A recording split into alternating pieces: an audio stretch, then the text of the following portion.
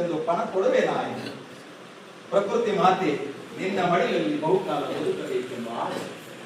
ಬಹಳ ಬದುಕಬೇಕನ್ನೋರು ಇದು ಮಾಡಬೇಕಂತ. ಪ್ರತಿ ಮನೆಯಲ್ಲೂ ಇದು ಬಹಳ ಲಾಸ್ಟ್ ಕೊನೆಯ ಸಾಲು ನೋಡಿ. ಪ್ರತಿ ಮನೆಯಲ್ಲೂ ಸಾಲು ಮರದ ತಿಮ್ಮಕ್ಕ ಉದಯಿಸಲಿ.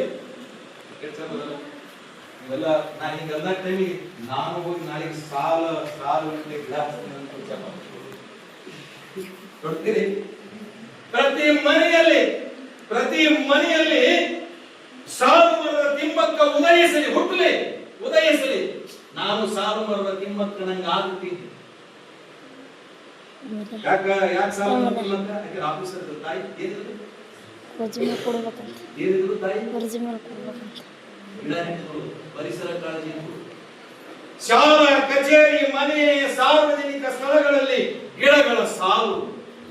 ಶಾಲೆ ಕಚೇರಿ ಮನೆ ಸಾರ್ವಜನಿಕ ಸ್ಥಳಗಳಲ್ಲಿ ಗಿಡ ಸಾಲುಗಳು.